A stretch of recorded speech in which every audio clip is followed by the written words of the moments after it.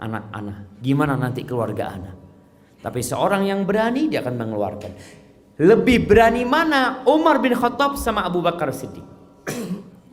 Lebih pemberani mana? Abu Bakar Siddiq. Secara mental berkaitan dengan harta dan secara menghadapi lawan. Ali bin Abi Thalib radhiyallahu anhu pernah bertanya, "Man asja'un nas?" Siapa orang yang paling pemberani? Ini Ali waktu jadi khalifah di Kufah. Kata orang-orang, "Anta Amirul Mukminin." Engkau. La, dzaka Abu Bakar Siddiq. Abu Bakar. Kalian tahu ketika kejadian di Mekah, Nabi SAW dipersekusi oleh orang-orang musyrikin, disakitin oleh orang. Dia yang bangun membela Rasul sallallahu alaihi wasallam. Dan keberanian itu mengantarkan Abu Bakar menjadi orang yang sangat dermawan, dan Umar kalah, jemaah. Umar tuh hanya berani membawa setengah hartanya. Abu Bakar berani membawa semua hartanya radhiyallahu taala. Itu berangkat dari keberanian. Cuma memang keberanian ini kalau lebih sedikit jadi nekat. Kalau kurang jadi pengecut. Dan sebaik-baiknya itu yang di tengah-tengah. Jadi keberanian yang terukur. Khalid bin Walid, siapa yang tidak kenal dengan keberanian Khalid bin Walid? Ketika perang Mu'tah Ustaz. Yang sama siapa? Abdullah bin Rawaha. Nah, ketika perang Mu'tah, Rasul SAW itu tidak menjadikan Khalid pemimpin. Komandannya itu Zaid bin Harithah, Ja'far bin Abi Thalib bersama Abdullah bin Rawaha. Meninggal semuanya. Khalid bin Walid melihat ini nggak bisa dilanjutkan. Secara perhitungan Khalid nggak mampu sudah menghadapi. Diambil bendera itu, dibawa mundur. Tapi mundurnya itu bukan kabur Khalid. Pelan-pelan. Orang-orang Romawi ketakutan. Jangan-jangan kita dijebak. Padahal memang mundur. Tapi mundur dengan perhitungan. Sampai kota Madinah, itu pasukan dilemparin kerikil sama orang-orang Madinah. Mereka mengatakan antumul farrarun, kalian yang kabur dari medan perang. Orang-orang yang melarikan diri, dan itu yang terukur. Banyak anak-anak muda merasa berani padahal dia nekat. Contoh mereka yang di pinggir jalan naik motor sambil diangkat-angkat ya. Mereka merasa itu keberanian. Bukan, itu nekat. Lampu merah diterabas, tidak berani antum, penakut tuh. Menerabas lampu merah itu nggak ada urusan pemberani atau penakut ya. Ada mahasiswa di kelas nyontek, kalau berhasil kata teman-temannya, hebat antum, pemberani antum. Bukan seperti itu keberanian. Itu nekat dan itu kesalahan yang dilakukan. Kemudian Rasul sallallahu alaihi wasallam menyebutkan di sini sebuah hadis, "Laisa syadid bisura'ah. Innama syadidul ladzi yamliku nafsahu 'indal ghadab." Bukanlah orang yang kuat yang sebenarnya. Jagoan itu kayak apa sih? Jadi jagoan itu bukan orang yang mengalahkan orang lain, nggak ada yang menang sama dia. Nggak ada orang yang menang sama dia. Orang berpikir dia jagoan. Bukan, kata Nabi SAW. Innama syadid alladzi yamliku nafsahu indal ghadab. Yang disebut jagoan, orang yang kuat, adalah orang yang bisa menguasai dirinya tatkala marah. Jadi kalau antum berhasil meredam emosi antum pemberani. Baik, kemudian sifat adil dapat mengasah sikap seorang untuk terus berupaya meluruskan perangainya, membantunya memilah antara bersikap terlalu berlebihan atau bersikap terlalu kurang. Sifat ini mendorong untuk walladzina idza anfaqu lam yusrifu wa lam yaqturu wa kana baina dzalika qawama. Tuh, mereka adalah orang-orang kalau berinfak mereka tidak bakhil dan tidak berlebih-lebihan, tapi antara itu. Wa kana baina dzalika qawama. Di antara sifat berlebih-lebihan dan di antara sifat bakhil. Jadi kalau dilihat akhlak baik itu berada di tengah. Yang didampingi oleh dua akhlak buruk. Ada orang yang beranggapan dia itu dermawan. Padahal enggak. Dia itu boros. Bukan dermawan. Ada orang yang bakhil tapi kata dia enggak Ustaz, anak orangnya hemat. Jadi orang itu selalu ingin membela dirinya. Balil insanu ala nafsihi basir. Kita tuh tahu diri kita ini seperti apa. Maka tolong antum lihat di 4 tadi. Adapun 4 esensi keburukan, subhanallah, disebutkan di sini oleh Ibnu Qayyim rahimahullah taala. Yang pertama al-jahl, kebodohan. Orang bodoh itu melihat yang baik buruk, yang buruk baik. Itu orang bodoh. Dikasih tahu, ini loh yang benar, enggak, kamu yang salah. Itu orang bodoh. Yang kedua, zulm, sifat kezaliman. Dan subhanallah, manusia ini membawa 2 sifat ini. Allah mengatakan innahu kana zaluman jahula. Sesungguhnya manusia itu benar-benar makhluk yang sangat bodoh, sangat zalim. Bukan bodoh jemaah, bukan zalim, sangat. Innahu kana zaluman jahula. Allah menyebutkan tentang bagaimana penciptaan manusia. Laqad khalaqnal insana fi ahsani taqwim. Thumma radadnahu asfala safilin. Tuh, ketika manusia berjalan tanpa bimbingan wahyu, dia hanya mengandalkan akalnya saja plus nafsu, selesai. Dia itu makhluk yang bodoh. Kenapa Allah utus para rasul? Bayangkan bagaimana Nabi Nuh alaihissalam berusaha mengangkat kebodohan dari kaumnya 950 tahun. Beliau menjelaskan kepada kaumnya, ini loh berhala, jangan beribadah kepada berhala. Kalian yang bikin patung ini 950 tahun. Tapi akhirnya wa ma amana ma'ahu illa qalil. Tidaklah beriman kecuali sedikit. Berapa yang beriman? Hadiah ini Ustaz. Masuk hadiahnya, langsung semuanya. Pakai pulpen Ustaz. Berapa yang beriman sama Nabi Nuh alaihissalam? Insyaallah 80. Masya Allah, kasih hadiahnya Ustaz. Nah, 950 tahun yang beriman cuma 80 orang. 950 tahun.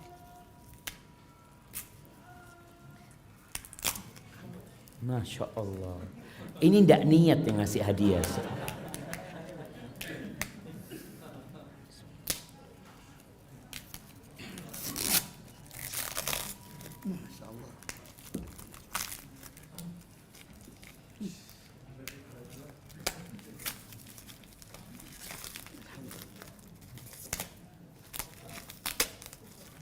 Masya Allah, Masya Allah.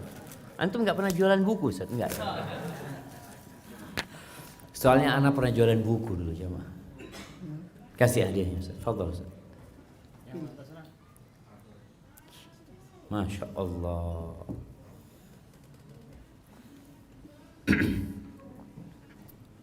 Apa yang menyebabkan manusia menolak kebenaran? Bodoh dan zalim. Kalau mengikuti nafsunya, dia akan jadi orang zalim.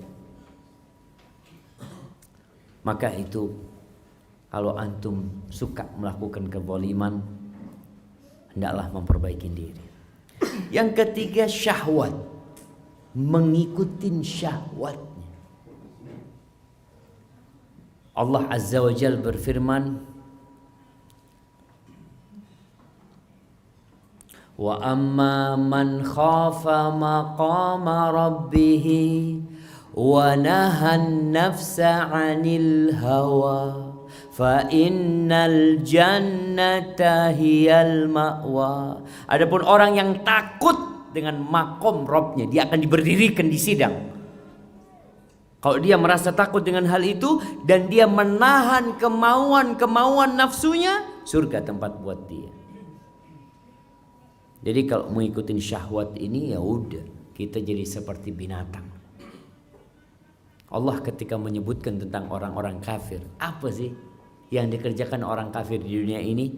Innalladzina kafaru yatamatta'un wa ya'kulun kama ta'kulul an'am wan naru mathwal lahum. Sesungguhnya orang-orang kafir itu hidupnya bersenang-senang. Hiburan sana, hiburan sini, kuliner sana, kuliner sini. Mereka makan seperti makannya binatang ternak. Dan neraka tempat buat mereka. Itu yang Allah katakan tentang orang-orang yang mengikuti nafsunya belaka. Kita perlu meredam nafsu kita, menahan. Subhanallah jemaah. Katanya orang kalau umur 40 tahun ke atas itu makan tidak pakai mulut, tapi pakai akal. Jadi kalau dia ngelihat makanan, mulai itu jemaah, ini kolesterolnya berapa, langsung ngukur jemaah. Dulu nggak ada, yang penting enak. Orang sudah mulai, dia mulai menahan syahwat. Kalau enggak dia yang sakit, orang tuh gak ingin sakit. Subhanallah, yang namanya emping belincu itu jemaah. Allahu Akbar. Tapi orang yang sudah pernah asam urat kakinya, makan itu 2 cuma 3 dia jemaah. Enggak cukup lah, syukur. Duren Ustaz. Insyaallah. Soalnya Ustaz usul cerita gara-gara kebanyakan makan durian sampai pening kepalanya jemaah. Orang sekarang kalau dia berpikir selamat insyaallah, tapi kalau mengikuti syahwatnya Allah, innan nafsa la ammaratum bisu. Sungguh nafsu itu memerintahkan kepada keburukan. Ada orang yang kadangkala berangkat dari Jakarta apa? Dari Sidoarjo ke Malang cuma mau makan malam aja. Ono nasi goreng, enak nasi goreng. Terus antum perjalanan dari Sidoarjo ke Malang itu, Ustaz, sampai sana itu Ustaz, lupa capeknya Ustaz. Itu hanya ngikutin syahwatnya. Antum tahu ulama-ulama dulu Masya Allah. Sebagian ulama itu daripada makan roti, dia makan roti kering dicampur sama air jemaah. Kalau sekarang itu kayak apa? Kayak model energen gitu jemaah. Atau apa langsung diminum. Ditanya kenapa kok nggak pernah makan roti? Kok mesti rotinya dihancurin katanya. Iya kata dia. Antara ngunyah roti sama minum itu 50 ayat kata dia. 50 ayat katanya. Daripada anak ngunyah roti kehilangan 50 ayat, ahsan anak minum rotinya. Anak bisa baca 50 ayat. Subhanallah. Sedangkan orang-orang sekarang banyak mengikuti nafsunya hanya untuk kuliner. Bayangin sekarang ngajinya kita sama makannya kita, lebih lama mana? Syahwat. Kalau ngaji itu nggak syahwat ya, syahwat kita nggak mau. Disuruh ngaji sebenarnya kita nggak mau.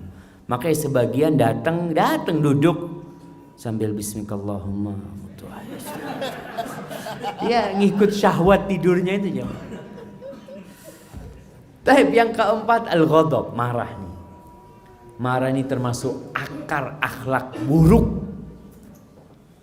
Jadi kalau seorang istri punya suami pemarah, berarti salah pilih suami. Salah pilih suami. Kenapa? Karena ketika Nabi SAW menyuruh memilih pasangan hidup, beliau mengatakan akhlaknya mulia, agamanya baik. Akhlak mulia itu salah satunya dia nggak pemarah. Makanya kalau ada perempuan kemudian dia mengadu, anak terus terang capek dengar curhatan perempuan itu. Suami anak kayak gini. Terakhir anak ngomong, kok mau mbak? Sampean sama dia kok mau? Ya itu saat baru tahunya sekarang. Oh, berarti dia tidak mencari informasi yang cukup. sehingga menyesal di kemudian akhir. Padahal udah disebutkan nih, sahabat datang minta wasiat sama Nabi SAW. Nabi nggak panjang-panjang kasih wasiat, la taghdab, jangan marah kamu. Nih sahabat terus, ya ausini ya Rasulullah, kasih wasiat lagi. Nabi hanya mengatakan la taghdab, jangan marah, sallallahu alaihi wasallam. Maka kita perlu memperbaiki diri. Kalau punya sifat pemarah itu karakter buruk. Penghuni surga itu nggak pemarah. Makanya ketika Allah menyebutkan penghuni surga, apa kata Allah? Wal kadhiminal ghaidh. Mereka adalah orang-orang yang bisa menahan emosi mereka. Wal afina anin nas. Mereka suka memaafkan orang lain.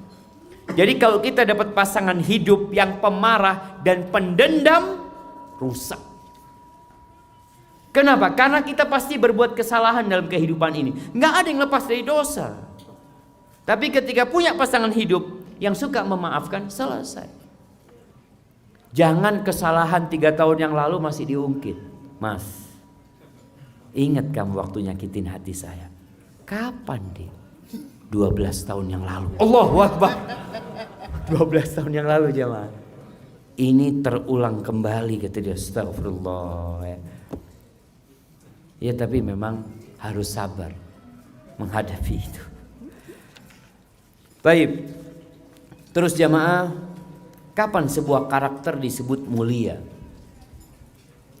Kita ini menghadapin ahli-ahli filsafat yang mereka memiliki barometer tersendiri, tolak ukur tersendiri mengatakan ini baik dan buruk. Apa tolak ukur mereka? Akal. Yang menurut mereka baik-baik. Sehingga akhlak mereka itu berubah-ubah. Kadangkala pengkhianatan buat mereka baik di satu tempat dan di tempat lain buruk. Kemudian mereka juga menjadikan tradisi, kebudayaan itu ukuran baik dan buruk. Kadangkala kita dengar ada istilah kearifan lokal. Nah, ada kearifan lokal. Tapi juga ada kemungkaran lokal. Kalau engkau mengatakan ada yang arif, ada yang mungkar. Terus gimana kita mengukur ini baik, ini nggak baik, ini ma'ruf, ini mungkar? Wahyu. Makanya kita orang yang beriman itu enak, nggak terombang-ambingkan dengan kondisi. Rasul SAW mengatakan la takhun man khanak. Jangan mengkhianati orang yang mengkhianatimu. Nggak ada dalam Islam istilah dia pernah berkhianat kepadaku maka aku sekarang akan berkhianat kepada dia. Nggak ada. Maka sebuah akhlak dikatakan mulia apabila sesuai dengan wahyu. Ini yang pertama. Yang kedua, akal dan hati nurani manusia. Jadi memang Allah telah meletakkan di diri kita ini jamaah detektor akhlak, detektor kebaikan dan keburukan ada. Allah mengatakan wa nafsi wa ma sawwaha fa alhamaha fujuraha wa taqwaha. Kita bisa tahu ini nggak baik ini. Kalau dikatakan berzina jamaah, tanyalah sama orang-orang, menurut kamu berzina itu baik apa enggak?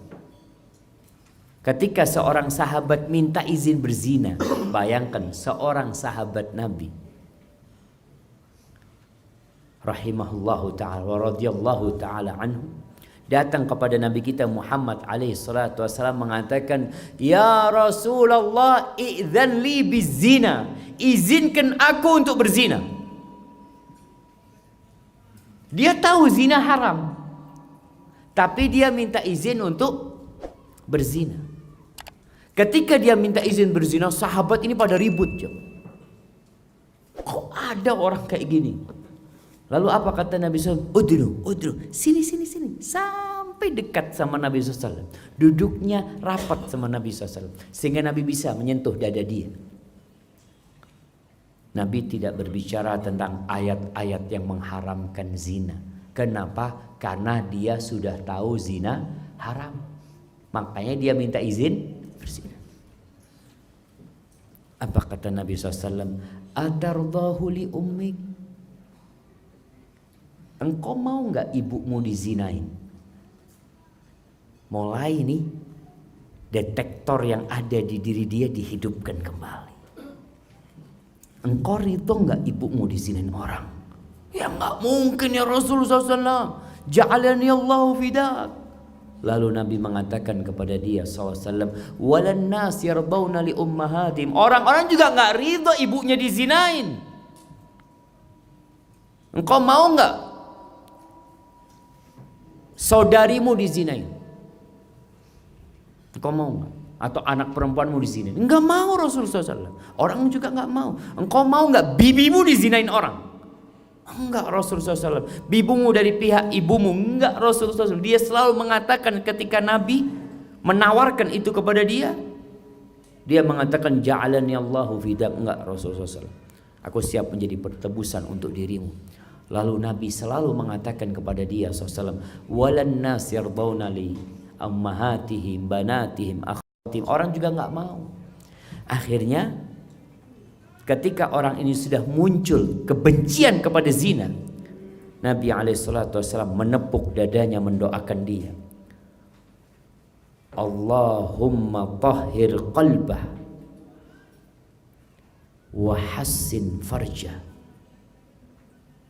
Ada satu lagi apa Ustaz? Ya Allah, sucikan hati dia dan jaga kemaluan dia. Itu diantara doa yang Nabi doakan buat dia. Akhirnya sahabat ini mengatakan, tidak ada satu perbuatan yang lebih aku benci daripada perzinaan. Jadi memang ada. Kita itu perlu menumbuhkan hal itu. Akal bisa mengukur, tapi bukan segala-galanya. Tetap memerlukan wahyu ilahi. Dan ada orang yang hati nuraninya udah mati. Udah gak paham mana yang baik, mana yang buruk. Na'udzubillah. Kadangkala anak kandungnya dizinain, na'udzubillah. Ini ada orang yang sudah sakit jamaah. Taib yang ketiga, tradisi, uruf, budaya di masyarakat itu bisa menjadi tolak ukur akhlak itu baik atau buruk, selama tidak bertentangan dengan syariat. Tetap ukuran kita wahyu. Allah sudah turunkan Al-Quranul Karim. Apa kata Allah? Inna hadzal Qur'an yahdi lillati hiya aqwam. Ini Quran menunjukkan kepada jalan yang paling lurus. Kalau kita melihat penyimpangan-penyimpangan yang terjadi, kesesatan-kesesatan yang menimpa umat, itu sejajar dengan penyimpangan mereka dari Al-Quranul Karim.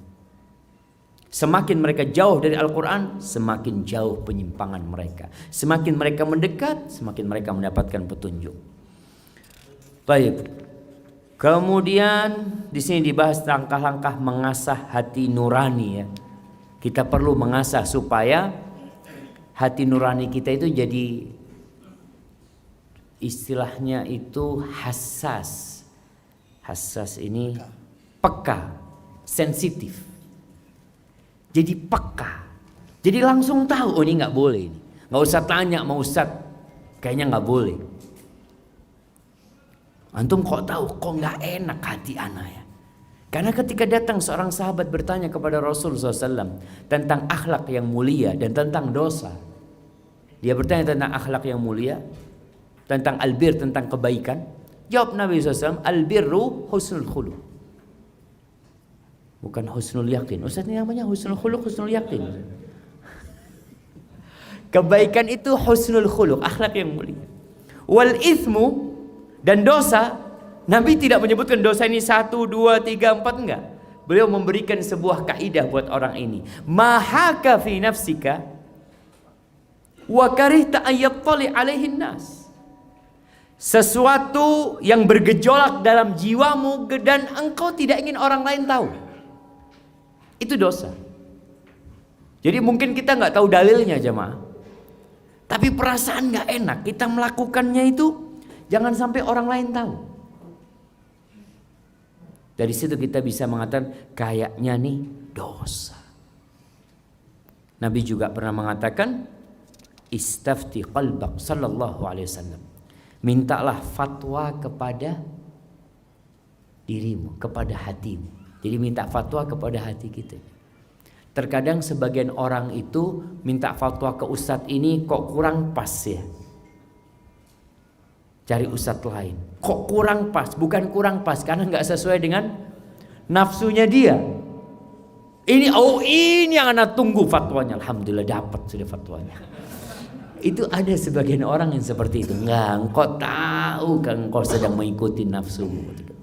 Maka Nabi SAW mengatakan istafti qalbak albirru matma'annat ilaihi nafas watma'anna ilaihi alqalb wal ithmu ma haka fi nafas wa taraddada fi sadr wa in aftaka an-nas wa aftauk. Halaman 61 ini jemaah. Kebajikan itu adalah apa-apa yang menenteramkan jiwamu dan menenangkan hati. Kita mengamalkan itu tenang tanpa ada beban. Sedangkan dosa sesuatu yang meragukan jiwa, meresahkan hati, walaupun orang-orang sudah ngasih fatwa kepada. Dulu ada seorang manajer bank konvensional ya, dia cerita, ana itu Ustaz, sudah 10 tahun yang lalu nggak enak sama riba ini Ustaz. Nggak enak, hati itu udah nggak nyaman. Tapi kalau ana ketemu sama beberapa ustadz, kata dia, enggak apa-apa, yang penting antum banyak-banyak sedekah. Iya, dia bertahan 10 tahun itu karena banyak fatwa modelnya kayak gitu. Menfatwakan sedekah lah, subhanallah. Tapi kata dia, hati ana itu nggak enak Ustaz. Tapi karena ada nafsu di situ, dia berpikir kalau ana berhenti bekerja, kerja di mana? Subhanallah. Akhirnya dia berhenti setelah 10 tahun. Dia sakit hati dengan fatwa-fatwa ustadz-ustadz dia. Sebenarnya yang salah bukan ustadznya, dianya yang menerima. Padahal hatinya sudah tidak nyaman. Seharusnya dia tinggalkan. Akhirnya dia jualan roti. Dia cerita, Ustadz, ana dulu sebulan gaji 30 juta. Sekarang ana jualan roti, istri ana yang bikin roti.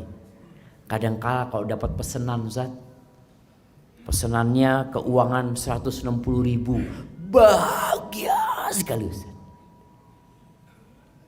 Ana dapat 30 juta itu hati itu nggak tentram Ustaz. Ini dapat 160.000, tenangnya hati, masya Allah jemaah. Itulah kebaikan. Maka kalau kita cari fatwa, jangan yang sesuai nafsu kita. Tapi kita punya hati nurani jemaah yang kayaknya ini yang benar. Baik, kemudian bagaimana caranya supaya hati nurani kita ini menjadi lebih peka?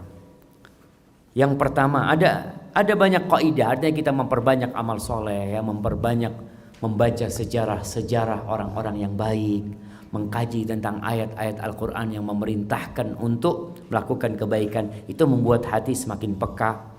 Dan di antara yang disebutkan oleh para ulama, yang pertama, surga itu diliputin perkara-perkara yang dibenci oleh jiwa.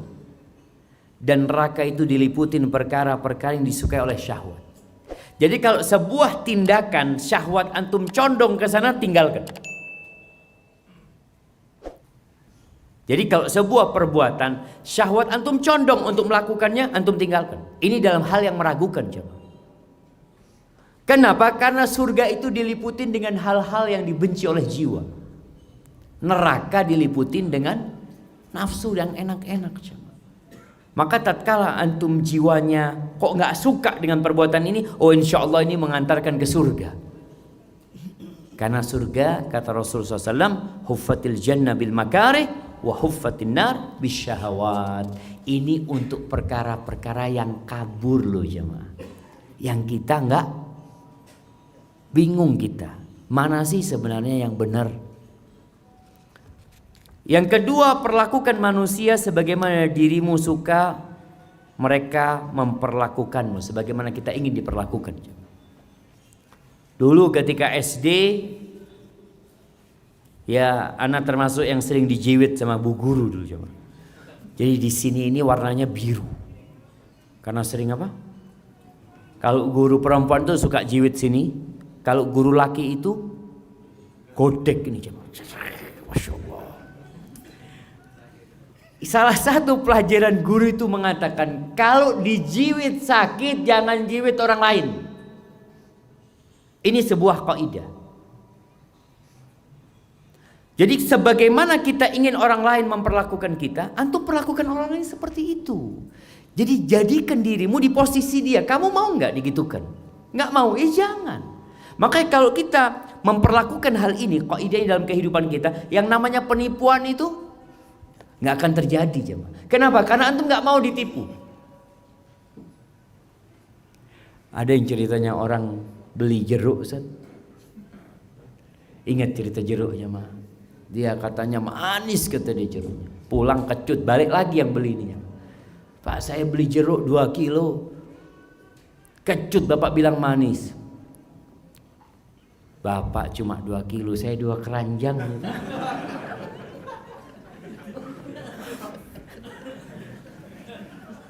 Artinya dia ditipu orang, mau nipu orang. Seharusnya tidak terjadi. Sebaliknya, antum kan gak mau ditipu orang. Kok antum nipu orang gitu loh. Allahu Akbar, jemaah. Maka intinya, sebagaimana kita ingin diperlakukan oleh orang, perlakukan orang lain. Subhanallah, Rasul sallallahu alaihi wasallam mengatakan, la yu'minu ahadukum hatta yuhibba li akhihi ma yuhibbu li nafsihi.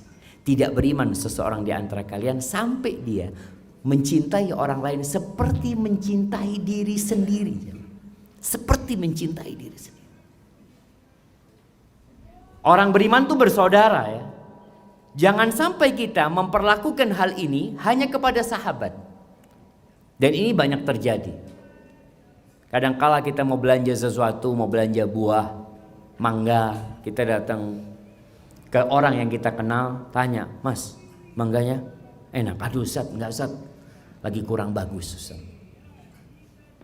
Datang orang lain, Pak mau beli mangga, oh Masya Allah, baru datang nih, Zen. Aduh Ustaz, antum ngomong Ustaz, ya kan Ustaz, ana nggak ingin nipu Ustaz, dosa, kata dia. Oh, kalau nipu orang biasa nggak dosa, pikirnya dia. Innamal mu'minun ikhwah, semuanya saudara. Maka kita harus memperlakukan hal ini.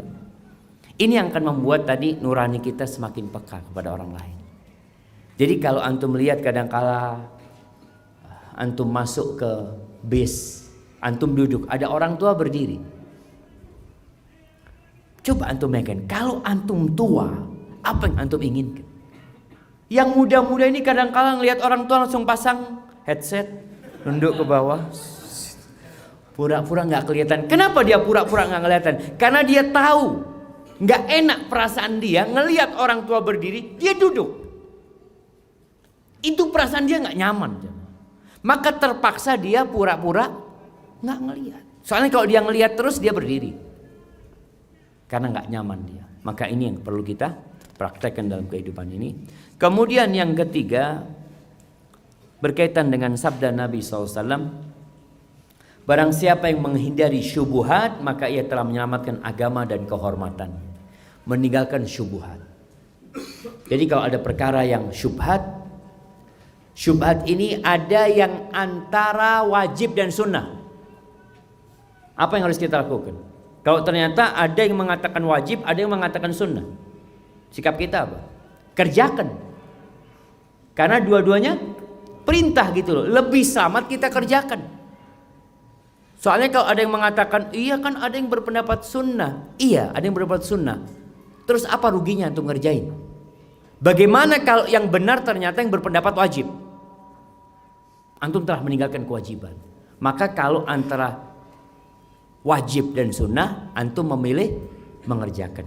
Kalau antara haram sama makruh, tinggalkan. Ini kan ada dua pendapat, ada yang mengatakan haram, ada yang mengatakan makruh. Sikap seorang muslim meninggalkan untuk menyelamatkan agama dan kehormatan dirinya. Karena bisa jadi haram. Daripada ana ngerjakan yang makruh, nanti bisa masuk kepada yang haram, lebih baik ana tinggalkan. Jadi ingat, bicara syubhat ini, kalau antara sunnah dan wajib berarti kita kerjakan, kalau antara makruh dan haram kita tinggalkan. Baik. Kemudian jamaah, Di halaman 72 ada pembahasan tentang resep meraih karakter yang mulia. Kita udah paham nih. Bagaimana sekarang supaya kita bisa meraih karakter yang mulia? Ada usaha.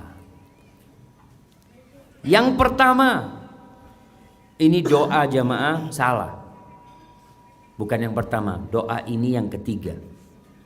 Yang pertama itu adalah tashihul aqidah. Memperbaiki akidah.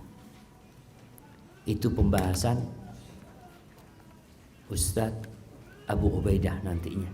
Tashihul akidah. Kenapa? Karena akidah yang baik akan membuat orang itu bertindak bukan riya, tapi tulus lillahi ta'ala. Banyak orang yang dermawan tapi pura-pura. Banyak orang yang baik tapi pura-pura. Ada orang yang berjihad di jalan Allah karena akidahnya kurang baik, akhirnya dia mati bunuh diri. Ada orang yang berjihad di jalan Allah karena akidahnya kurang baik, dia hanya riya, ingin dipuji dan masuk ke neraka akhirnya. Maka memperbaiki akidah menjadi pondasi pertama kalau ingin akhlaknya mulia. Kenapa Rasulullah SAW 13 tahun yang beliau sampaikan kepada para sahabatnya berkaitan dengan tauhid? Beliau keliling ke pasar-pasar di kota Mekah. Beliau mengatakan alaihi salatu wassalam, qulu la ilaha illallah tuflihu. Katakan la ilaha illallah, kalian akan selamat, kata Nabi SAW.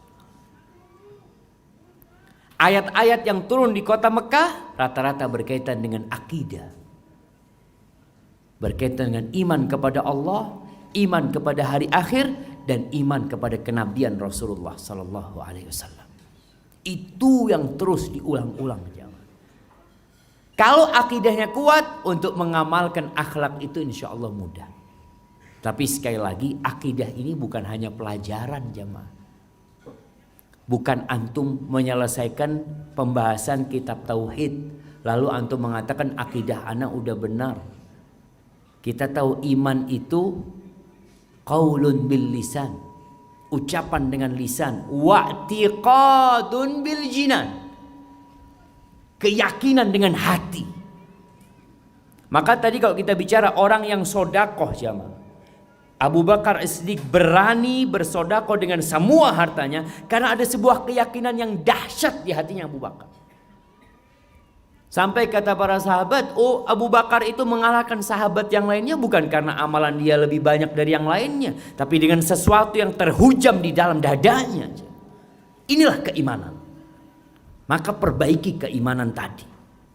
Ketika orang yakin bahwasanya yang dia sedekahkan akan diganti sama Allah Subhanahu wa taala. Lalu kenapa dia takut bersedekah? Ketika dia yakin bahwasanya berjihad di jalan Allah, membawa harta dan membawa nyawa, itu akan mendapatkan ganti surga yang luasnya seluas langit dan bumi. Mungkinkah dia jadi pengecut?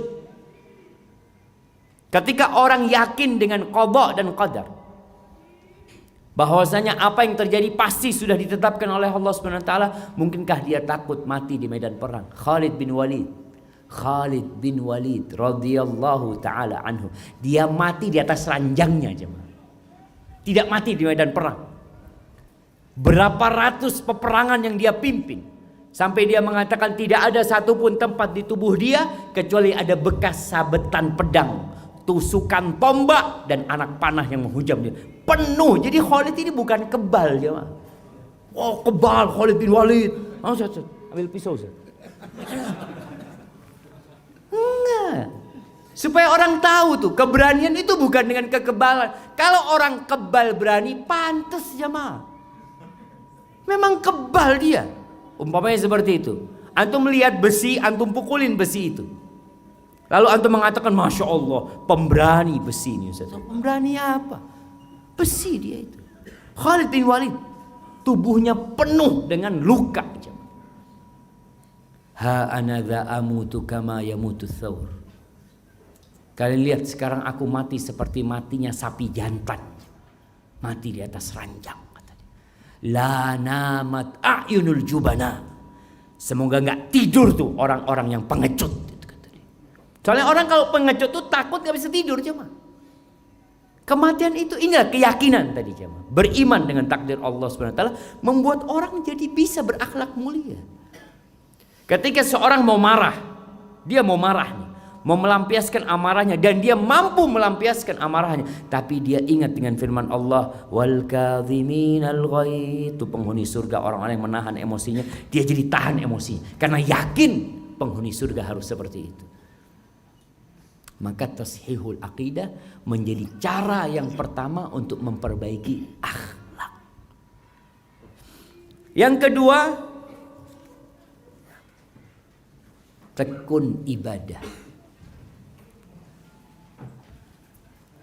Setelah orang berakidah, belajar, yakin, maka hendaklah dia tekun ibadah. Allah mengatakan bicara solat nih. Apa kalau tentang solat? Inna solata tanha anil fahsya wal munkar. Solat itu mencegah dari perbuatan keji dan mungkar. Bicara puasa, apa kata Nabi SAW? As-sawmu junnah. Puasa itu adalah tameng, perisai. Fa idza kana yaumu shaumi ahadikum, apabila seorang sedang puasa, jangan ngomong yang kotor. Jangan melakukan kefasikan. Jangan mencaci maki orang. Fa in sabahu ahadun aw qatala, kalau ditantang berantem, orang puasa akan mengatakan inni shaim.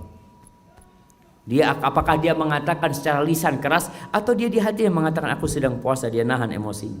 Karena sebagian orang mengatakan mas afwan, ana sedang puasa, nanti habis tarawih insyaallah.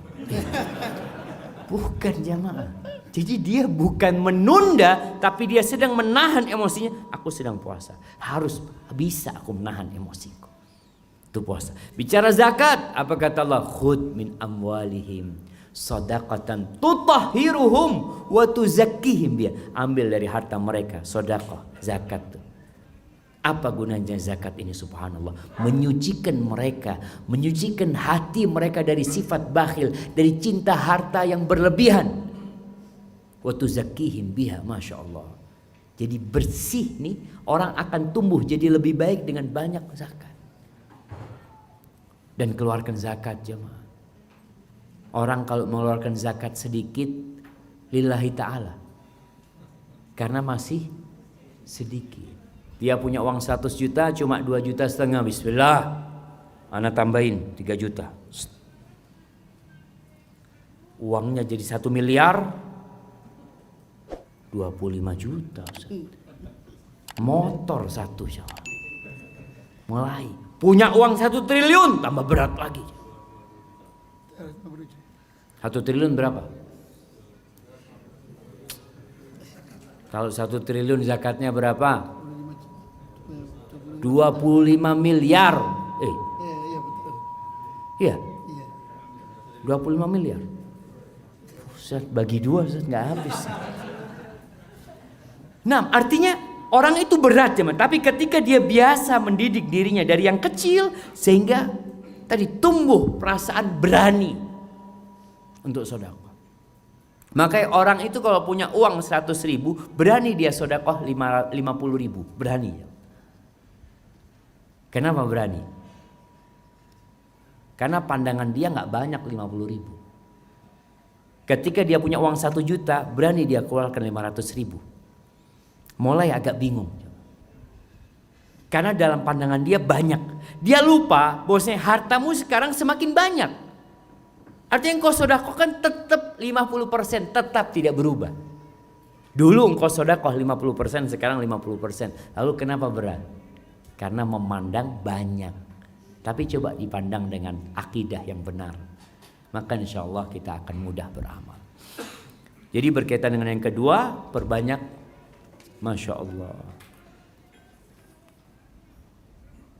Habis waktunya sudah. Oh masih ada Ustaz. Nah, siap. Nah,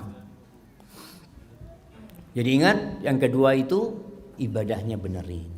Jadi jangan sampai orang-orang yang sudah ngaji ini kadangkala bersandar kepada tauhid, sudah kunci Surga itu la ilaha illallah.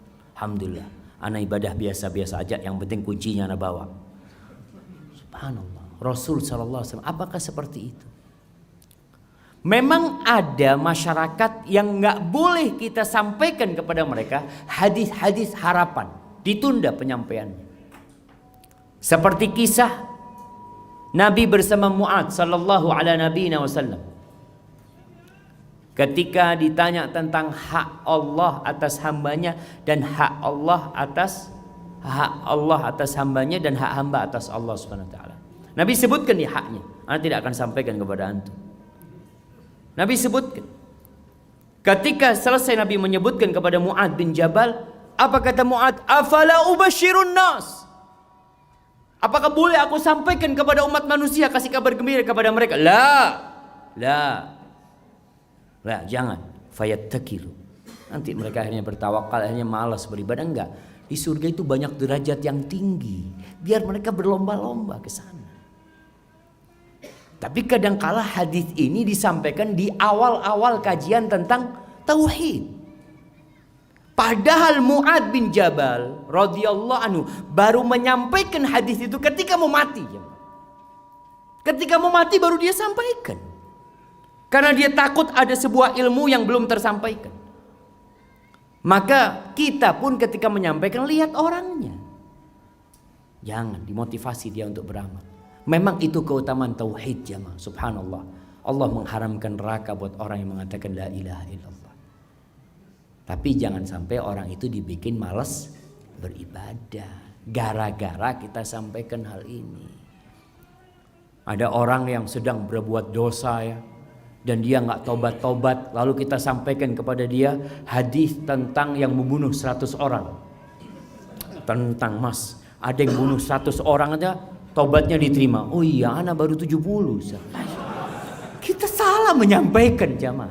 Artinya perlu melihat orangnya supaya dia tidak salah faham. Baik, ini berkaitan dengan hal yang kedua tadi, yaitu tekun ibadah. Yang ketiga, berdoa. Bagaimanapun kita tahu ikrar kita iyyaka na'bud wa iyyaka nasta'in. Kepadamu kami beribadah. Artinya perintah-perintah Allah kita laksanakan tadi. Dalam bentuk yang akidah kita yakinin, dalam bentuk yang perintah beribadah kita amalkan. Tapi kita mengatakan wa iyyaka nasta'in, dan hanya kepadamu kami meminta pertolongan. Maka kita minta tolong sama Allah. Dan subhanallah, Allah itu janji mau nolong kita jemaah. Allah mengatakan di surah Ghafir ayat 60, wa qala rabbukum ud'uni astajib lakum. Dan Rabb kalian yang menciptakan kalian, yang menghidupkan dan mematikan kalian, yang memberikan rizki kepada kalian, itu menyuruh kalian berdoa. Jadi kalimat Rabb ini jamaah, Masya Allah, seharusnya menggerakkan di hati kita sesuatu yang besar sekali tatkala kita mengatakan Rabbi. Siapa Rabbi ini? Engkau tahu gunung yang ada di sebelah itu Allah yang nyiptakan. Kita lihat tuh sawah-sawah sepanjang mata memandang, tuh Allah yang menumbuhkan. Engkau melihat tuh hujan yang turun. Kalau seluruh penduduk dunia ingin menurunkan hujan, mereka nggak akan bisa. Tuh Allah yang menurunkan. Ketika mengatakan Rabbi, kita minta sama Rabbi, ya Allah ya. Maka lihat doanya para nabi itu banyak pakai Rabbi. Karena tahu ya Allah, aku milikmu ya Allah. Aku gak akan bisa berbuat apa-apa kecuali engkau bantu dan engkau tolong. Maka Allah katakan ud'uni astajib lakum innal ladzina yastakbiruna an ibadati sayadkhuluna jahannama dakhirin. Sesungguhnya orang-orang yang menyombongkan diri dari beribadah kepadaku, gak mau berdoa sama Allah, gak mau memohon kepada Allah, merasa sudah cukup, merasa memiliki. Dan ini bahaya. Orang kalau sudah merasa memiliki, biasanya akan melampaui batas. Sebagaimana Allah firmankan di surat Al-Alaq, innal insana la yatgha. Manusia itu benar-benar melampaui batasnya.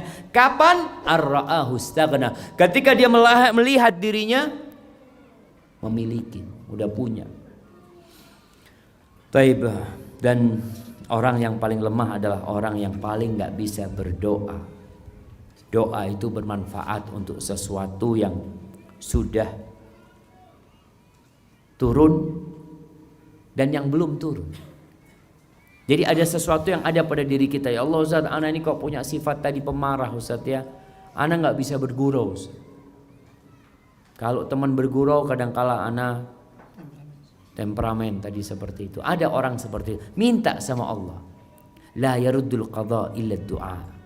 Nggak ada yang bisa menolak takdir kecuali doa. Dan doa pun dari takdir Allah.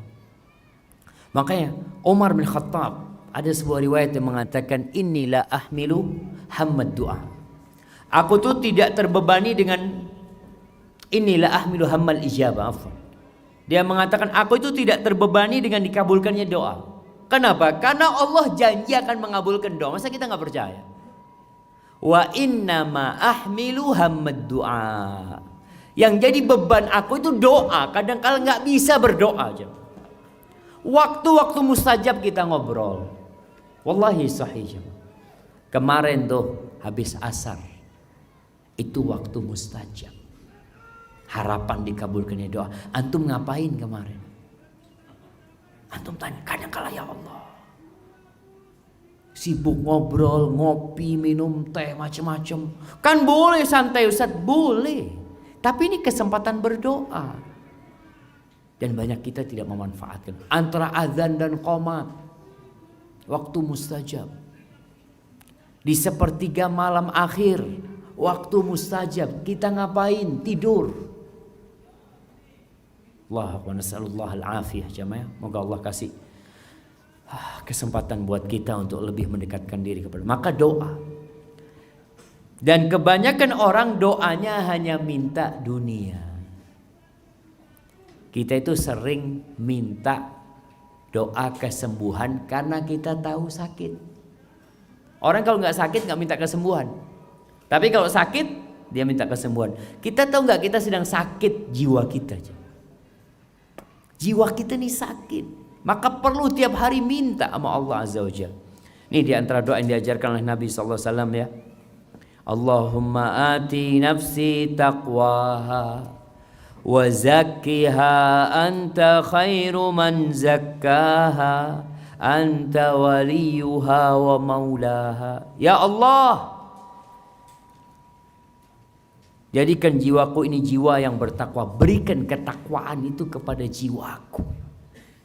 Wa zakkiha, sucikan jiwaku ini. Jiwa ini bisa kotor ketika manusia mengikuti syahwatnya. Dan kita tahu orang ketika berbuat dosa ada nokta hitam di hatinya. Kita minta dibersihkan. Kemudian mengatakan anta khairu man zakkaha, engkau sebaik-baiknya yang menyucikannya, anta waliyuha maulah, engkau penjaga dan pemeliharanya ya Allah. Allah yang memiliki jiwa kita. Jadi jalan pintas itu memang doa saja. Bukan berarti kita nggak usaha, nanti kita bicara usaha. Kemudian ini doa yang dibaca Nabi SAW, hadis riwayat Muslim. Ini doa istiftah di malam hari. Nabi kalau sholat malam biasanya baca ini potongan doanya. Allahumma hdini li ahsanil akhlaq, la yahdi li ahsaniha illa anta.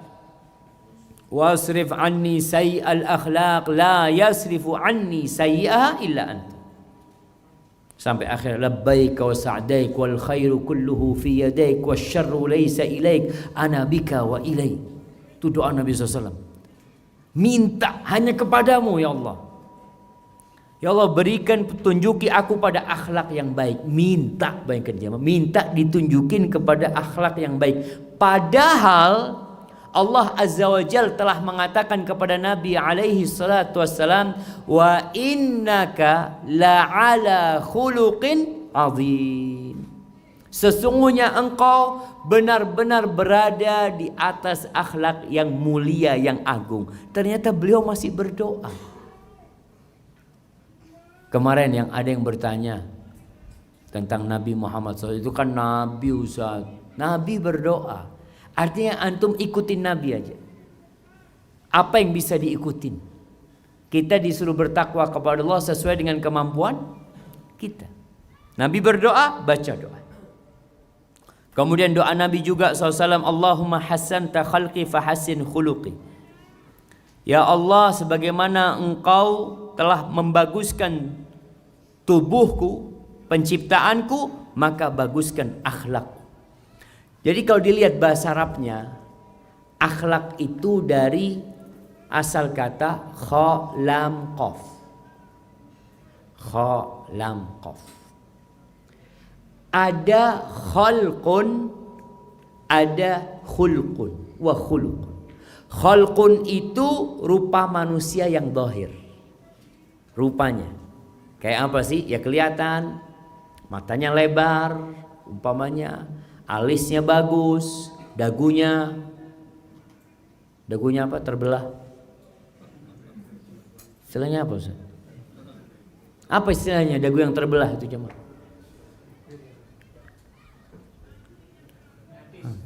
Apa? Yatis. Nyatis. Masya Allah. Bahasa mana nyatis? Baik, pokoknya secara fisik kelihatan baik. Itu khuluq. Khuluq dikatakan suratul insan al-batinah. Khuluq itu adalah gambaran manusia dari dalam.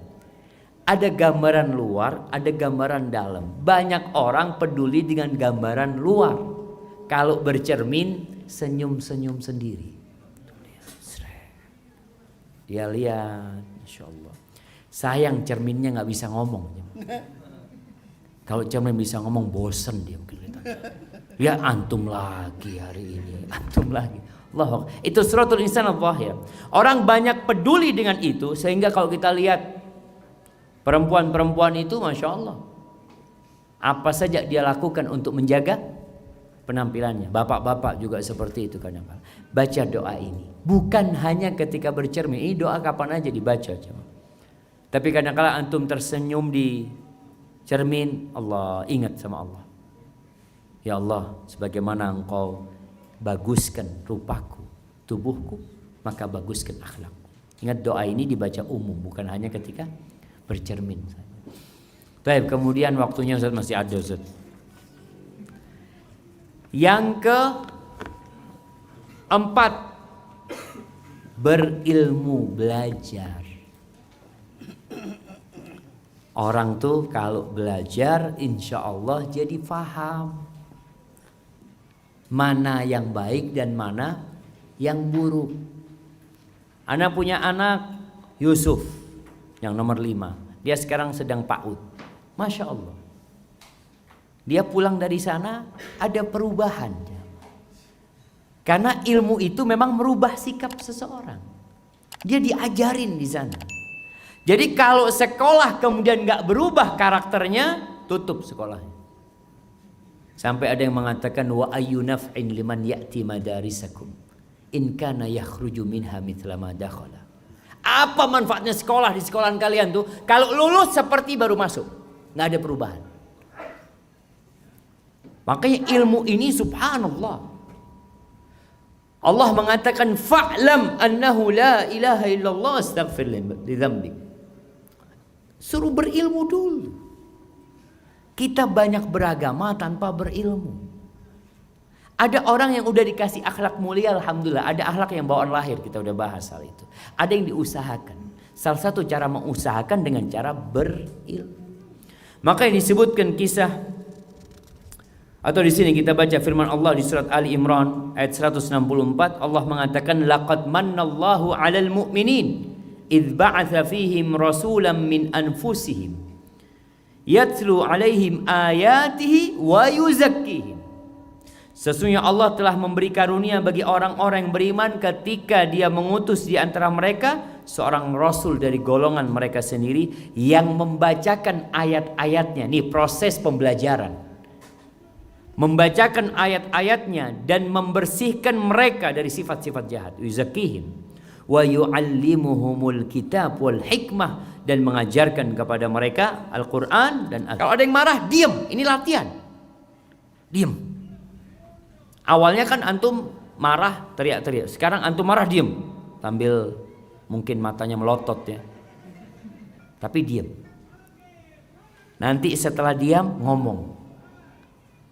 Setelah bisa menahan emosi dengan diam, ngomongnya yang baik. Allah yahdi. Semoga Allah memberikan hidayah kepadamu. Ini ada latihan.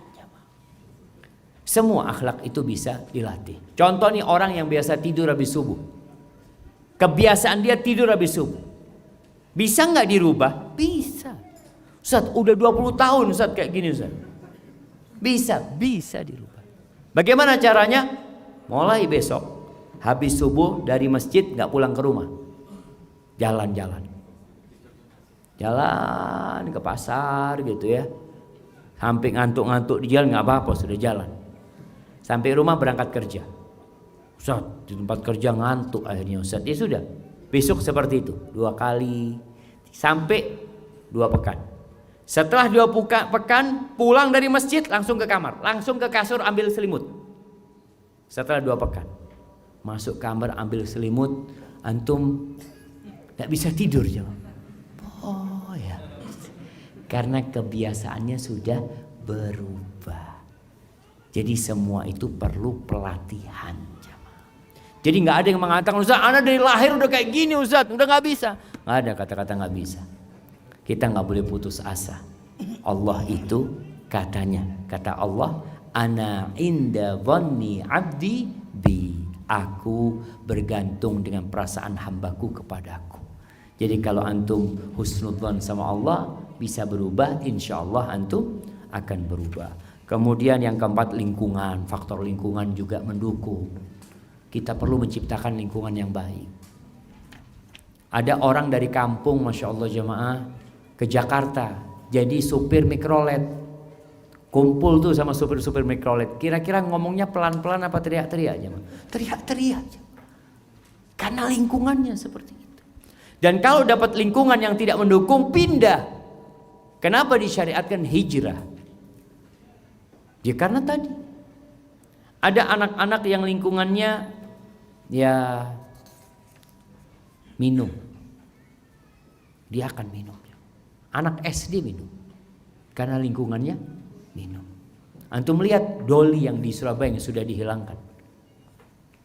Embahnya pelacur, ibunya pelacur, anaknya juga pelacur, nyambung. Karena lingkungannya sudah seperti itu. Ketika dihilangkan lingkungan tersebut, alhamdulillah bisa berubah, bisa insya Allah. Adalah perubahan itu. Kemudian profesi. Orang ini profesinya menentukan jemaah. Orang yang profesinya sebagai pengembala kambing itu akhlaknya baik. Yang profesinya sebagai pengembala unta biasanya kasar. Antum lihat supir pribadi sama supir bis malam. Sama enggak jemaah? Sama-sama supir. Tapi beda yang disupirin. Itu pun mempengaruhi. Ada orang yang kerjanya resepsionis, kerjanya cuma buka pintu sambil tersenyum. Ada di mana? Di hotel atau di restoran cuma buka ahlan, fadhol, masya Allah. Sampai rumah dia tersenyum terus ya ahlan, karena sudah kebiasaan kayak gitu dia cuma. Kemudian teman juga mempengaruhi, cari teman yang baik.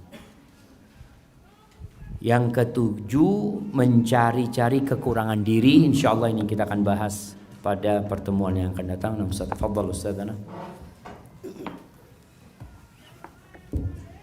Kayaknya baterainya perlu diganti nih Pak. Iya, panitia mungkin kita perlu dihubungkan dengan bagian hotel untuk agar menggantikan baterai. Baik, jazakallah khair Ustaz. Barakallahu fikum. Barakallahu lana fikum bi'ilmikum. Atas semua yang disampaikan tadi sangat menarik ya, berkenaan dengan karakter ini dan banyak ilmu yang kita dapatkan, masya Allah. Saya sedikit sampai merasakan sesuatu yang baru Ustaz. Masya Allah. Masya Allah, barakallahu. Bid'ah Ustaz yang baru itu Ustaz. Itu ya apa? Kalau merasakan yang baru jadi bid'ah nanti gimana? Ka'annahu jadid alayya. Masya Allah, barakallahu. Wa fikum wa barak. Baik, ini Ustaz ada pertanyaan. Sebelum saya lempar pertanyaan langsung, ini sudah ada tumpukan kertas pertanyaan di sini. Kalau memang nggak bisa dijawab semuanya, kita akan bawa kepada sesi tanya jawab berdua nantinya.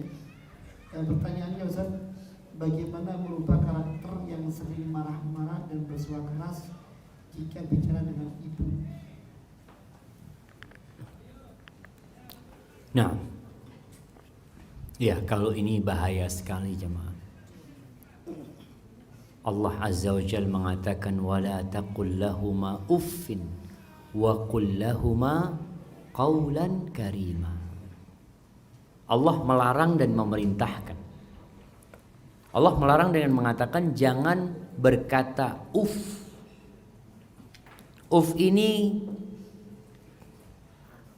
kata bantahan yang paling rendah, atau kata yang orang kayaknya nggak mau disuruh jamaah, kemudian membantah, tapi rendah bantahannya itu jamaah.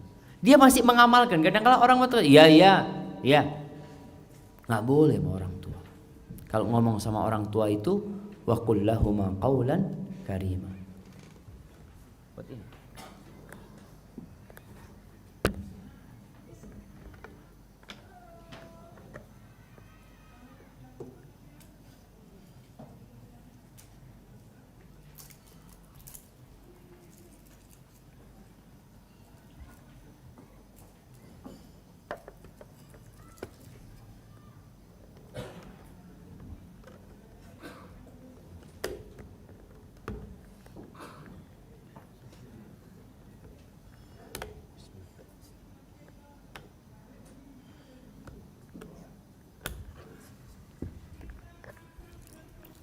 Wa qul lahuma qawlan karima. Jadi kalau ngomong sama orang tua itu dengan ucapan yang karim, yang mulia.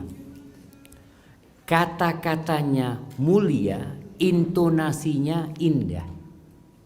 Jadi ngomong sama orang tua harus seperti itu. Bagaimana sekarang cara merubah karakter anak ini tadi? Mungkin kalau ngomong sama orang tua keras-keras, mulai diem. Ngomong sama orang tua, kalau mau bicara, diam dulu, berpikir. Ingat dengan firman Allah, aku disuruh berkata yang baik. Susunan kata-kata yang hendak disampaikan, mohon diucapkan di dalam hati dulu. Pantas tidak aku katakan buat orang tua? Sakit nggak orang tuaku kalau aku ngomong seperti ini? Ada orang yang Masya Allah, kalau ngomong sama orang lain baik, ngomong sama keluarga, sama orang tua kasar. Biasanya karena lupa dengan budi baik orang tua. Oleh jamaah kita itu nggak boleh merasa besar sama orang tua, tidak boleh. Antum tetap kecil. Antum tetap anak. Allah menyuruh kita berdoa, wa qur rabbirhamhuma kama rabbayani shaghira. Tiap berdoa antum mengingat shaghira, kecil sehingga antum terbentuk, ya anak ini masih kecil. Kalau mungkin antum berpendapat sekarang Ustaz, anak yang biayain orang tua, anak yang bantu orang tua, Allah suruh ingat ketika antum kecil. Antum alhamdulillah nggak dibuang ke got sama orang tua antum. Nah, bisa apa manusia? Bayi itu bisa apa sih jamaah? Bisanya cuma teriak-teriak nangis. Maka seorang anak yang tadi mungkin ngomongnya kasar, mengingat itu ya Allah ya. Allah murka sama dia. Sehingga akan membuat dia menahan diri ketika berbicara dan melatih. Usahakan latihan di depan cermin, latihan. Apa yang antum akan omongkan? Lihat, gini pas nggak ngomong sama orang tua seperti ini? Sekarang alhamdulillah jemaah. Dulu kita latihan ceramah di pondok itu suruh ngelihat cermin.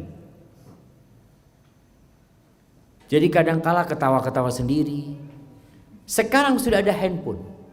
Antum taruh nih handphone, selfie, video. Antum ngomong sama orang tua. Setelah itu antum lihat, cocok enggak? Kayaknya enggak ya. Kayaknya harus diganti kata-katanya. Setelah itu antum buang sampai dapat cara bicara yang baik sama orang tua sambil berdoa supaya dimudahkan. Hadza wallahu a'lam bissawab. Jazakumullah khair. Pertanyaan kedua, Ustaz, bagaimana cara menasihati suami yang suka marah? Modelnya pesanan. Masya Allah. Iya jemaah, harapan anak suaminya udah paham kalau sifat marah itu sifat yang buruk. Bahkan termasuk pilar akhlak buruk itu marah. Antum lihat orang yang membunuh karena marah. Setelah membunuh dia akan menyesal. Antum lihat orang yang keluar kata-kata buruk dari mulutnya. Ada suami yang akhirnya menceraikan istrinya ketika dia marah. Apa yang terjadi sama dia? Dia akan menyesal. Jadi kalau bagaimana menasehatin suami? Yang pertama, istri harus mengkondisikan. Bikin suami gak marah. Aduh, ruwet sama suami. Kadangkala urusan sendok aja marah. Nah, alhamdulillah. Istri yang sudah hidup bertahun-tahun dengan suami, dia tahu dengan karakter suami. Dia tinggal catat. Kapan suami marah? Suami marah biasanya jam 7 pagi Ustaz. Sebelum berangkat kerja. Ketahuan jemaah. Taib jam 7 pagi. Terus marah lagi pulang kerja Ustaz. Jam berapa? Jam 4. Oke, jam 7 sampai jam 4. Alhamdulillah. Dari jam 7 jam 4 kan gak ada marah-marah. Syukur nanti. Iya, karena gak ada suami di rumah Ustaz. Taib. Kemudian marah lagi jam berapa? Mau tidur Ustaz. Udah ketahuan. Jadi marahnya sehari 3 kali. Alhamdulillah. Setelah ketahuan jadwal marah suami, sekarang cari penyebab suami marah. Udah ketahuan jadwalnya. Kalau pagi, pagi biasanya Ustaz urusannya apa kalau pagi? Kunci motor Ustaz. Dia yang ke masjid subuhan, dia yang taruh kunci motor, kita yang dimarahin. Oh siap, bikin serep nanti. Kunci serep 20 bikin. Suami ribut, kunci motor mana? Padahal tahu yang salah siapa? Suami nih. Tadi suami yang pakai motor, kemudian dia marah-marah sama istri. Dan istri nggak boleh ngomong sama suami, nggak boleh ngomong sama suami. Oh, kan abang yang naruh kunci, jangan. Itu akan menambah suami lebih marah. Itu tidak menyelesaikan, itu bukan solusi. Tapi suami marah, langsung buka lemari. Bang, nih ada model baru bang. Foto. Itu saya jazakallah khair. Udah ketahuan nih marahnya karena kunci. Karena biasanya marahnya suami ini hanya pengulangan. Istri tahu, nggak ada yang baru. Itu hanya rekaman. Jadi ya mungkin rekaman suami memang terbiasa aja, subhanallah. Subhanallah. Anak kemarin naik kuda. Itu kata pelatihnya, Ustaz, kuda ini kalau biasa di tempat ini berhenti, Ustaz. Biasanya dia berhenti, Ustaz. Nanti dibawa keliling tempat ini dia berhenti. Kuda itu kalau terbiasa dia jalan, diajak lari nggak mau, dia jalan aja karena udah terbiasa seperti itu. Maka perlu pembiasaan baru sekarang. Suami sekarang udah dibiasakan pagi cari kunci selalu ada. Dengan tersenyum istri mengatakan, "Tafadhali, Bang." Siap, berangkat dia. Dia mau melampiaskan amarahnya nggak jadi jemaah, karena rekamannya harus marah pagi ini anak. Nggak bisa marah pagi ini, berarti nanti pulang anak mau marah. Mungkin dia seperti itu. Sore apa biasanya? Biasanya suami pulang marah Ustaz karena anak nggak bukain pintu. Udah tahu ke itu penyebabnya. Sekarang anti kalau anak kadang-kala perempuan nyusuin anak, jangan di kamar, duduk di depan pintu, nyusuin anaknya. Suami datang langsung bukain. Ahlan bang, tafadhol. Insyaallah. Tuh nggak marah lagi hari ini. Iya tetap itu jemaah. Nanti malam dibiasakan seperti itu, lama kelamaan hilang. Jadi istri pun punya peran besar. Dan buat orang yang menahan emosinya, subhanallah. Di sebuah hadis Rasul SAW mengatakan tuh tentang orang yang kadhama ghaidhahu wa huwa qadirun ala ayyunafidhahu. Dia bisa melampiaskan emosi tapi dia tahan. Pada hari kiamat akan di depan manusia dia akan disuruh milih bidadari mana yang dia suka. Subhanallah. Jadi ketika suami mau marah, ingat sama bidadari. Oh ya, ana mau yang di sana lah. Sabar. Itu juga insya Allah membuat dia lebih bisa sabar. Fadhal Ustaz. Nah. Sedikit tambahan. Nah. Ada kisah sedikit. Ada seorang suami kerja di kota. Pulang ke rumah, istri memang kemudian disesat. Tahu dia kalau suaminya pulang itu capek. Pulang disambut, tidur dipijit sampai tertidur. Habis tertidur, sang istri berdandan, mandi, dibangunkan. Mas, nunggu bangun. Sampai pilih nedo sego atau nedo kulo. Sangar ini jemaah.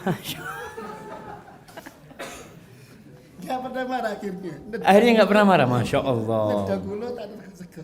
Masya Allah. Itu perlu dicontoh itu ibu-ibu ya. Masya Allah. Mudah-mudahan bisa dikerjakan terus. Kenapa cerita pribadi? Oh, wallahu a'lam, mana nggak tahu. Insyaallah. Baik Ustaz, ada pertanyaan lagi Ustaz. Masih masalah suami Ustaz. Iya, model curhat ini. Afwan Ustaz, bagaimana menghadapi seorang suami yang sikapnya welcome dengan orang lain, akan tapi untuk istrinya tidak. Ngobrol dengan orang lain disempatkan, jika di rumah sudah capek, kalau tidak capek, jika di rumah sudah capek, kalau capek repot dengan HP atau yang lainnya. Jadi untuk istri hanya untuk melampiaskan sahabatnya. Terkadang kumpul dengan keluarga sedikit sekali. Mohon nasihatnya. Jazakumullah khair. Masya Allah jemaah. Iya. Sebagaimana sabda Rasul SAW, khairukum linisaihim. Orang yang terbaik di antara kalian adalah yang paling baik sama istri-istrinya, sama keluarganya. Yang pertama nasihat ana buat sang istri, sebelum buat suaminya, hendaklah bersabar. Kita tuh harus melihat yang baik itu dari Allah, yang buruk itu dari kita. Kenapa anak kok dapat suami seperti ini? Mungkin masalahnya di anti. Silahkan perbanyak istighfar, perbaiki diri. Perbaiki hubungan kita sama Allah, insya Allah Allah Rabbul Alamin akan memperbaiki hubungan kita dengan keluarga kita. Jadi kalau ada hubungan yang buruk, mungkin penyebabnya karena hubungan kita sama Allah tidak baik. Ini buat istri dan buat suami nasihat. Jadi tolong diperbaiki, karena berarti ada yang nggak benar. Kemudian yang kedua, kalau dikatakan suami modelnya seperti itu, karena yang bertanya istri, maka istri hendaklah mengkondisikan. Suami mau sibuk dengan handphonenya, ngomong sama suami, bang, abang main handphone, boleh anak pijetin kakinya bang. Masya Allah. Itu suami akan bingung. Karena istri biasanya nuntut sama suami, hak dia. Dia punya hak. Tapi kalau dalam rumah tangga itu yang ada menuntut hak dan kewajiban, yang ada berantem. Apalagi suami merasa dia komandan di rumah. Maka mulai saat ini anti tidak bicara hak anti, tapi anti bicara hak suami. Bagaimana suami senang? Abang mau main handphone, ana ambilkan power bank bang ya, fadhol bang. Kasih power bank, kasih apa sambil dipijetin kakinya. Bang boleh ana sambil ngaji bang, insya Allah. Di ruqyah suami jamaah. Nah, artinya tetap istri berusaha untuk mendekat sama suaminya. Kemudian istri ini banyak modal bicara istri ini yang gak update. Maka istri harus mengimbangin suami. Suami sukanya apa sih? Suami sukanya bola, Ustaz. Masa anak ngomong tentang bola? Ya paling tidak anti singgung lah. Bang, pertandingan lawan mana bang sekarang? Oh, masya Allah, langsung dia cerita. Iya, Oh berarti kan cocok kalau bicaranya tentang ini. Suami sukanya mobil, ngomongnya sama sohib-sohibnya mobil ini. Nanti coba ngomong, bang ada mobil baru keluar bang. Masya Allah.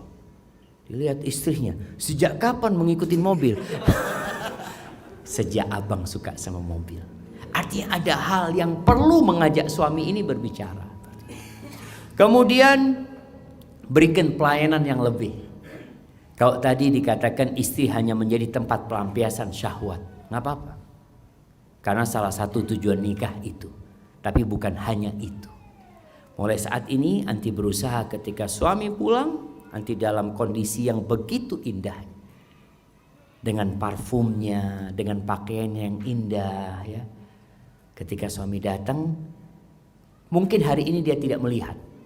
Ada suami yang sudah capek melihat istrinya, ana mau tidur gitu. Siap bang, ana siapkan semuanya. Abang mau pakai, biasanya kalau di pesawat itu dikasih apa jemaah? Kasih anduk yang kasih air hangat. Fadol bang, masya Allah. Layani suaminya full service. Terus tambah tadi kata Ustaz. Mau nasi apa mau ana? Masya Allah. Artinya pelan-pelan diperbaikin. Tetap jamaah. Allah tuh ngajarin kita menghadapi setan dan menghadapi manusia. Menghadapi setan, a'udzubillah minasyaitonirrajim, nggak ada cara lain. Tapi menghadapi manusia yang mungkin melukain kita, yang mungkin menyakitin kita, apa kata Allah? Idfa' billati hiya ahsan. Balaslah dengan yang lebih baik. Fa idzal ladzi bainaka wa bainahu adawatun ka'annahu waliyyun hamim. Itu bisa berubah. Yang awalnya permusuhan, yang awalnya ketidaksukaan bisa berubah menjadi sesuatu yang indah. Dan istri harus optimis untuk hal itu. Husnudzon sama suaminya. Adapun bagi suami, nih bagi para suami, jangan sampai kelak pada hari kiamat nanti ketika di persidangan ternyata yang nuntut antum itu istri. Dia datang kepada Allah. Nih ya Allah suamiku ya Allah. Selalu omongannya kasar, menyakitkan hati. Dia selalu nuntut haknya dia. Nah, jangan sampai itu terjadi. Maka tugas suami belajar lagi, apa sih hak istriku? Orang yang baik itu bukan yang baik sama temannya, bukan yang baik sama karyawannya. Kalau dokter bukan yang baik sama pasiennya, bukan. Kata Nabi SAW, khairukum linisai. Orang yang terbaik di antara kalian adalah yang paling baik sama istri-istrinya. Maka hendaklah antum baik sama mereka. Mungkin antum melihat nih, antum capek. Ingat, Rasul SAW lebih capek daripada antum. Beliau itu kalau pulang habis isya, beliau habis asar, subhanallah. Beliau habis asar itu kerjanya keliling ke rumah istri-istrinya. Jadi istri-istri Nabi SAW itu tidak merasa kehilangan suaminya. Karena suaminya tiap hari datang. Tapi tidak bermalam, datang ke rumahnya Aisyah. Datang, nanti yang terakhir ke rumahnya yang beliau bermalam di sana. Habis isya beliau pulang ke rumahnya, istrinya bermalam. Habis isya beliau nggak langsung tidur. Ceritanya Maimunah, ngapain Nabi SAW? Beliau ngobrol sama istrinya. Ngobrol. Bahkan kadang-kala obrolannya panjang. Cerita Aisyah radhiyallahu taala anha ketika bercerita tentang hadis Ummi Zara. Cerita itu panjang jamaah. Nabi alaihi salatu wasallam menyimak, mendengarkan sampai selesai. Setelah selesai, beliau memberikan komentar. Beliau mengatakan, "Ana laki ka Abi Zara li Ummi Zara, walakinni la utalliq." Beliau memberikan komentar seperti itu. Aisyah pun menyambut komentar Nabi SAW mengatakan, "Bal anta khairun min Abi Zara ya Rasul." Engkau lebih baik dari Abu Zara wahai Rasul SAW. Jadi ada komunikasi seperti itu. Hadza wallahu a'lam bissawab. Nah, satu lagi Ustaz. Ya. Tapi ini pertanyaan miris Ustaz. Bismillah. Ana seorang istri sedang hamil. suami ana baik dan pekerjaannya halal, tapi beliau di luar kota. Ana saat ini hubungan dengan mantan ana waktu kuliah, mau nasihat. Masya Allah jemaah. Allahu Akbar jemaah. Nih teknologi yang ada membuat banyak rumah tangga hancur. Apa yang harus dilakukan? Ana sering kasih nasihat kepada pengantin baru agar dia membuat akun baru. Dia kalau memang perlu memiliki Instagram, Facebook untuk usaha, untuk apa, untuk mungkin silaturahim dengan kerabat-kerabat dia, tolong yang baru. Kemudian delete kawan-kawan yang memang tidak ada perlunya sama mereka. Buang kontak mereka. Kalau bisa nomor handphonenya buang juga, ganti nomor yang baru. Untuk menjaga. Banyak orang melakukan dosa itu bukan karena keinginan berbuat dosa, tapi karena ada kesempatan berbuat dosa. Maka kesempatan itu yang perlu kita tutup. Subhanallah, Imam Ahmad bin Hanbal ya. Bagaimana beliau ketika ditanya apa hukumnya orang yang masuk masjid melihat orang-orang pada sholat, akhirnya dia sholat sama mereka dan dia sholatnya bagus. Dia indahkan sholatnya karena melihat orang lain sholat. Jadi bukan karena ingin dipuji oleh orang lain, tapi melihat kondisinya sangat menyenangkan gitu loh. Orang pada sholat semuanya, jadi dia jadi sholat. Apakah itu ria? Enggak, dia nggak ria. Ria itu kalau sholat untuk mereka.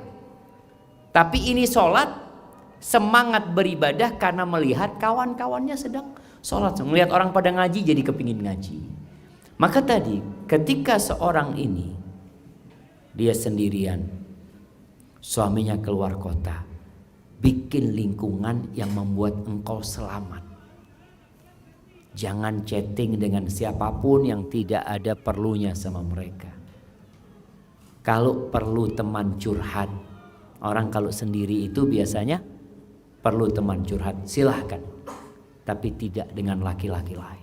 Sama ustadz pun berhati-hati. Ana sering dengar curhatan perempuan. Kalau ana sudah capek, ana kasihkan ke istri ana. Nih dengerin, ngomong sama istri ana. Karena lama-kelamaan kadang-kala perempuan itu mulai menggoda aja. Betul. Jadi Allah kan mengatakan fala takhdha'na bil qaul. Kalian kalau bicara jangan lemah gemulai gitu jamaah ya. Sambil seakan-akan merayu. Anak kalau sudah dapat perempuan kayak gitu, anak udah kasihkan ke istri. Ini udah nggak sehat. Karena ustadz juga manusia. Nah, kita perlu jaga. Artinya anak pun harus menjaga seperti itu. Ini curhat urusan agama. Nanti apalagi kalau ngomong sama laki-laki tersebut hanya urusan dunia, tanya pagi ini masak apa, siang nanti mau makan apa anak kirimin ya. Astagfirullah. Maka tolong ditutup celah tersebut dan anti bertobat kepada Allah Subhanahu wa taala. Allah mengatakan jalla jalaluhu wala taqrabuz zina. Jangan mendekati zina. Allah melarang zina. Tapi Allah tekankan dekat aja jangan. Makanya semua jalan menuju perzinahan itu ditutup.